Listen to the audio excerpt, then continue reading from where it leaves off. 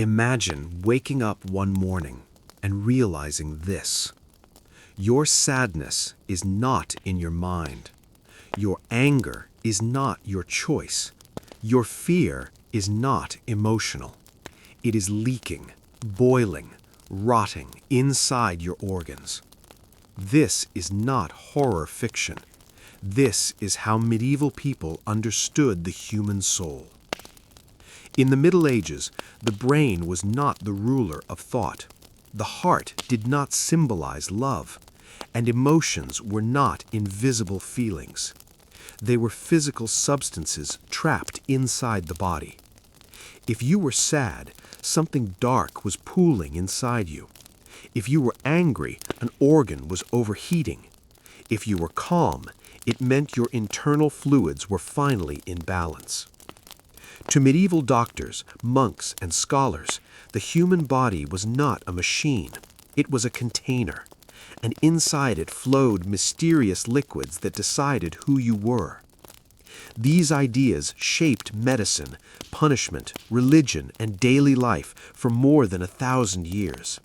And for many people, they shaped how they died. The world before the mind. To understand medieval psychology, we must forget everything we know about the brain.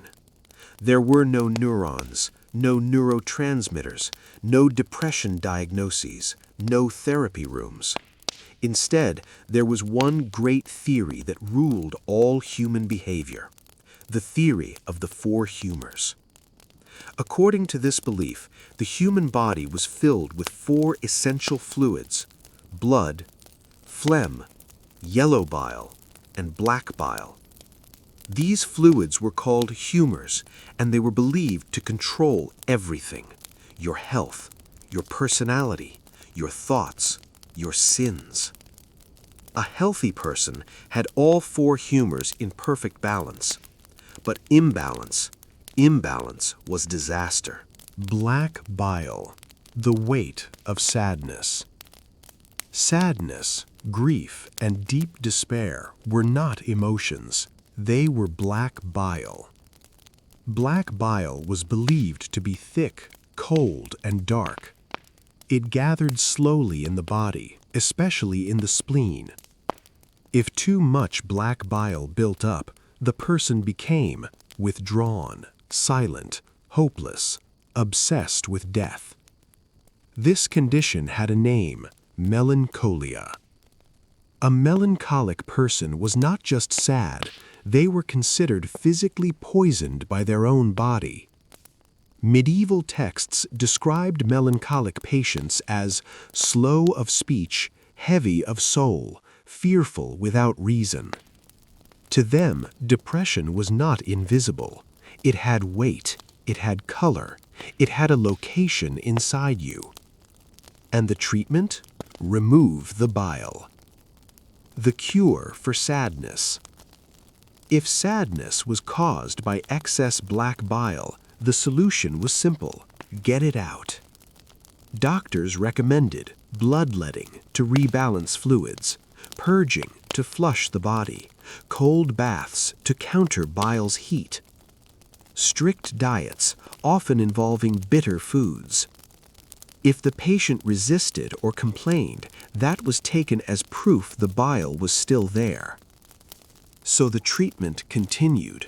Some patients grew weaker, some collapsed, some stopped speaking altogether. And when they finally went silent, the doctor might say, "The imbalance has been resolved." Anger came from the liver. Rage was not a moral failure, it was a malfunctioning liver. Anger was caused by too much yellow bile, believed to be hot, dry, and aggressive. Yellow bile heated the body from the inside. When it rose too high, the person became violent, impulsive, quick-tempered, dangerous. Angry people were described as burning from within. The liver was blamed for this internal fire. Medieval writings often compared anger to a furnace stoked too hard, and, like any fire, it had to be cooled. Cooling the fire. Anger treatments focused on lowering heat.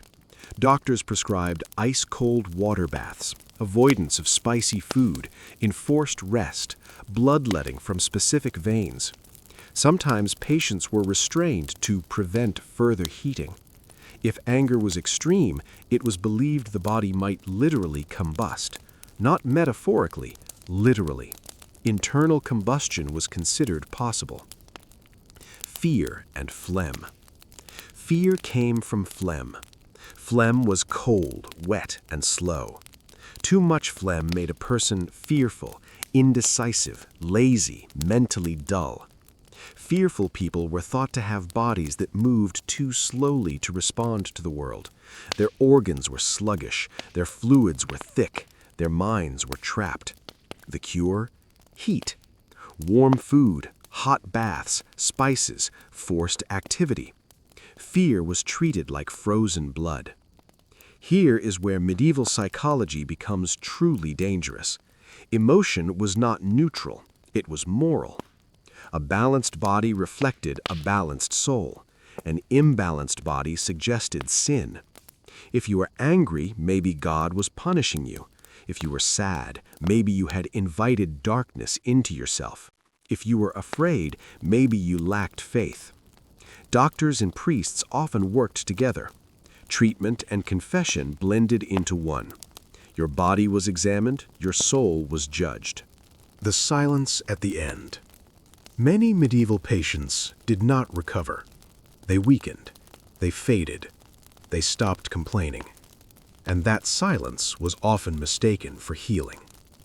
No one asked how they felt inside. Because feelings were not inside the mind, they were in the organs, and organs did not speak. In the medieval world, your body did not carry your emotions. Your emotions imprisoned your body. And for centuries, suffering people were treated not as minds in pain, but as containers that needed to be emptied. Blood was not just blood.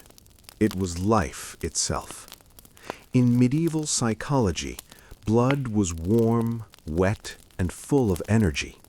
It was associated with joy, confidence, desire, and courage.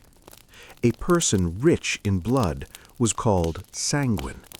They laughed easily. They spoke freely. They loved deeply. They trusted too much. And to medieval thinkers, this was not entirely a good thing. Too much blood made a person reckless. Too much joy led to temptation. Too much desire led to sin. So even happiness could be dangerous. Balance was everything. Bloodletting, the universal solution. When doctors did not know what was wrong, they reached for a blade. Bloodletting was the most common medical treatment in medieval Europe. It was used for sadness, anger, fear, fever, madness, lovesickness, and even bad dreams. The logic was simple. If the body is unbalanced, remove fluid. Veins were mapped carefully. Each vein was believed to connect to a specific organ and emotion. A vein in the arm for anger. A vein near the ankle for melancholy. A vein behind the ear for madness. The cut had to be precise. Too much blood, and the patient might die. Too little, and the emotion would remain. But here is the darker truth. Bloodletting did not just treat illness, it enforced obedience. Pain as proof. Pain was not seen as failure. Pain was confirmation. If a patient screamed, it meant the disease was strong. If they fainted, it meant the body was responding. If they survived, it meant the treatment worked. And if they didn't, God's will was often blamed. Doctors were rarely questioned. Their knowledge came from ancient authorities like Galen and Hippocrates. To doubt the treatment was to doubt tradition. To doubt tradition was to invite chaos, so people endured. When emotions became crimes. Medieval psychology did not separate illness from behavior. An angry man could be considered dangerous. A sad man could be considered cursed. A woman who spoke too freely could be considered unbalanced. Emotions were not private experiences. They were public threats. If your emotions disrupted social order, treatment became punishment. A difficult patient might be bled more often.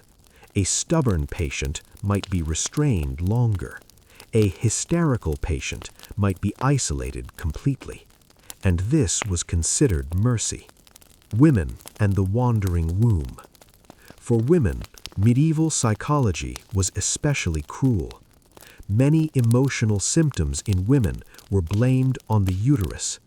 The womb was believed to move freely inside the body.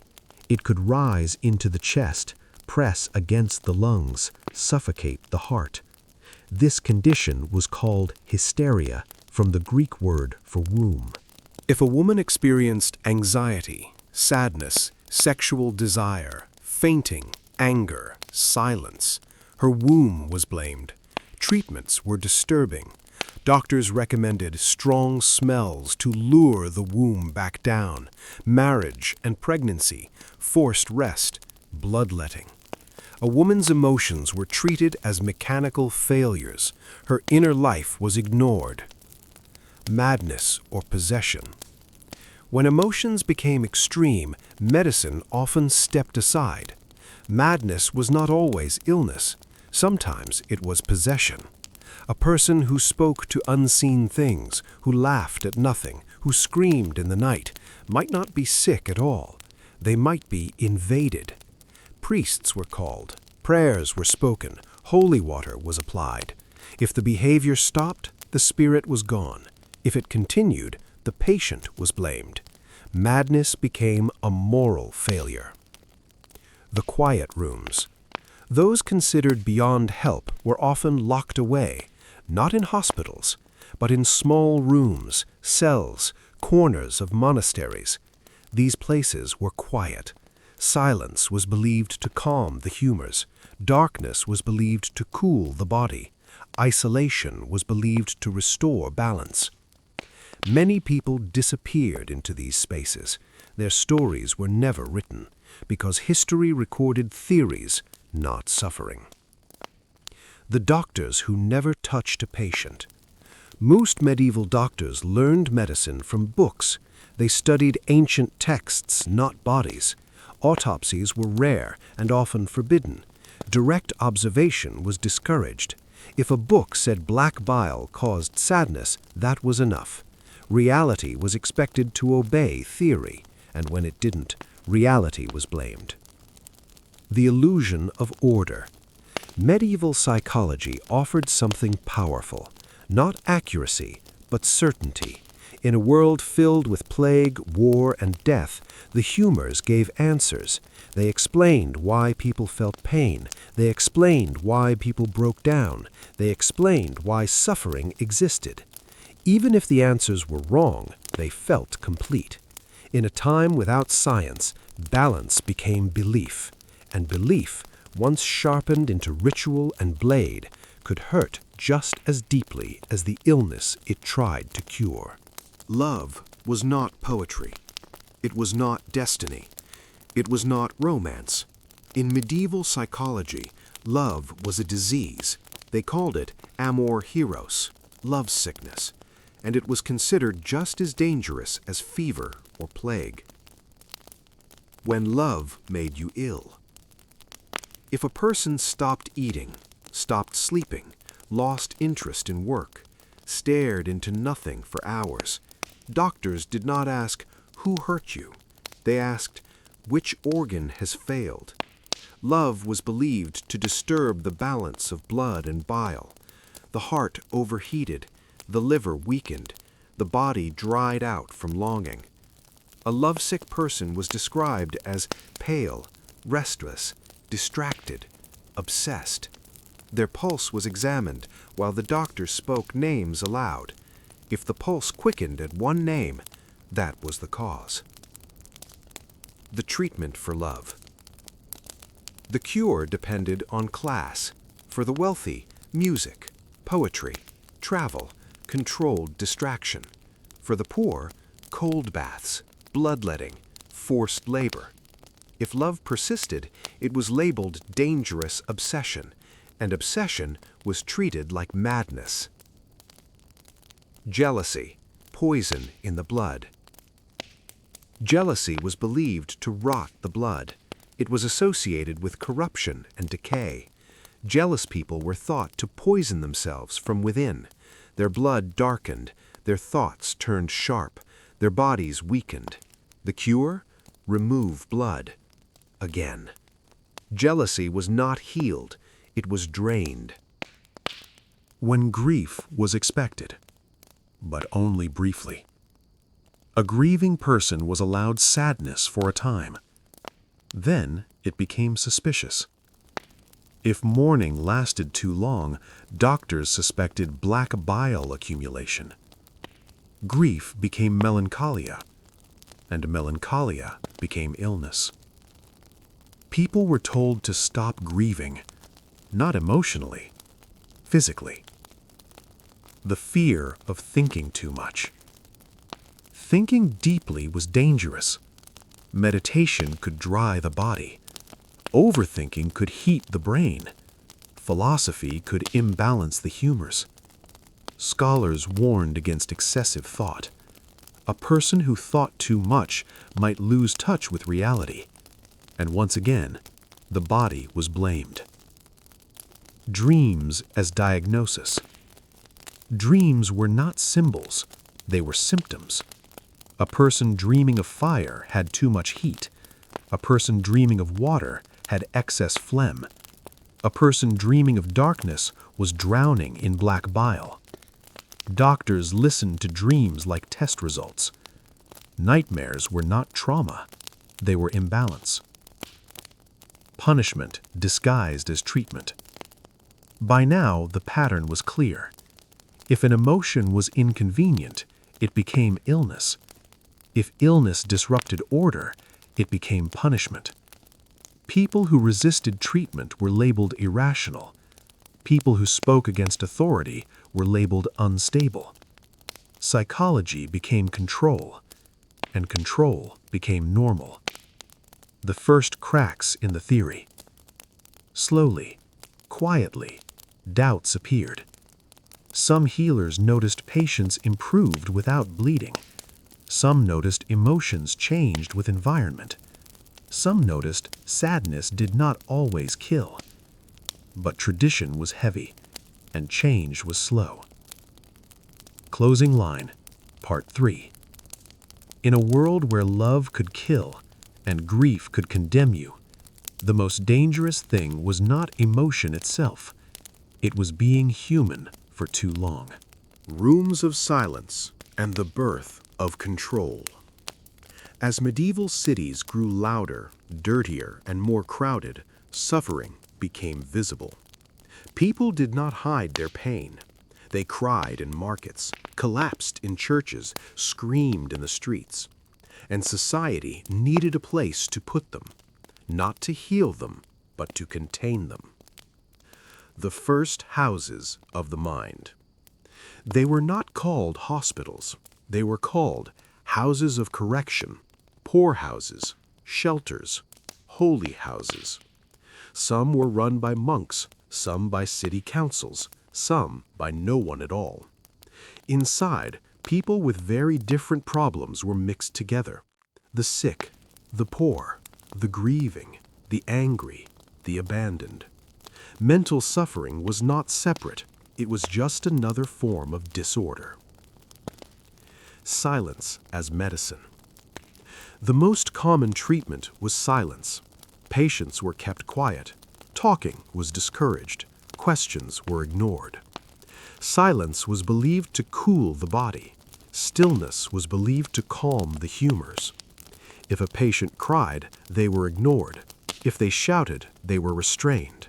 If they fell silent, that was seen as progress. No one asked what silence meant. Public shame as therapy. Some treatments were not hidden, they were public. People believed shame could shock the humors back into balance. A person might be paraded through the streets, dunked in cold water, locked in stocks, laughed at. Humiliation was thought to humble the body, and humility, they believed, healed the soul. Madness on display. In some places, madness became entertainment. People paid to see those considered insane. They mocked them, feared them, studied them like animals. The suffering person became a lesson, a warning of imbalance. When religion took over. As medicine failed, religion stepped forward. Pain was reframed as spiritual testing. Suffering became purification. Endurance became virtue. If treatment hurt, it was deserved. If it failed, it was fate. This belief protected the system. It made cruelty untouchable. The cost of obedience. People learned to hide their emotions. Anger was swallowed. Grief was shortened. Fear was denied. Because expressing pain could lead to punishment. The body became a prison, and silence became survival. The world begins to change. Then, slowly, the world shifted. Trade expanded. Books spread. Observation returned. Some thinkers began to ask new questions. What if emotions were not fluids? What if suffering had meaning? What if the mind mattered? These questions were dangerous, but they could not be unasked. Closing line, Part 4. For centuries, silence was called healing, and obedience was called balance. But beneath the quiet rooms and locked doors, human pain never stopped speaking. When the mind finally spoke, the collapse did not come suddenly. There was no moment when medieval psychology was declared wrong, no announcement, no apology. It faded, slowly, quietly, like a belief losing its grip. When observation beat authority. A few doctors began doing something dangerous. They watched. They noticed that two people with the same imbalance felt very different. They noticed sadness could come from loss, not bile. They noticed fear could come from experience, not phlegm. Reality refused to obey theory, and for the first time in centuries, that mattered. The return of the brain. The brain had always been there, ignored, underestimated, misunderstood. But slowly thinkers began to see it not as a cooling organ, but as a center. Thoughts did not drip from the liver. Grief did not leak from the spleen. Anger did not boil in bile. Emotion came from experience, memory, loss, hope. This idea was revolutionary and terrifying. Why the old system fought back? The humors offered certainty. They offered control. They told people this pain has a reason, this suffering has a cure, this chaos has order. Letting go meant admitting something unbearable. Sometimes pain has no clear cause. Sometimes suffering cannot be bled away. Sometimes the body is not the enemy. The first compassionate thought. The most radical idea was not scientific. It was emotional.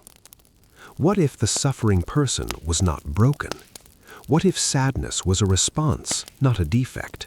What if grief was love with nowhere to go? What if fear was memory trying to protect you? This idea did not heal overnight, but it changed everything. The ghosts that remain. Even today, the shadows linger. We still say someone is hot-headed. We still describe sadness as heavy. We still treat emotional pain as weakness. We still try to silence suffering instead of listening. The organs no longer rule us, but the fear of emotion remains. The final truth. Medieval psychology was wrong, but it was not cruel by accident. It was built by people terrified of chaos, trying to explain pain with the tools they had. They did not understand the mind, so they blamed the body. For centuries, people were cut, drained, restrained, and silenced, not because they were broken, but because no one yet knew how to listen to a hurting mind. And the greatest tragedy of medieval psychology was not what it believed, but how many voices it made disappear before the world learned to hear them.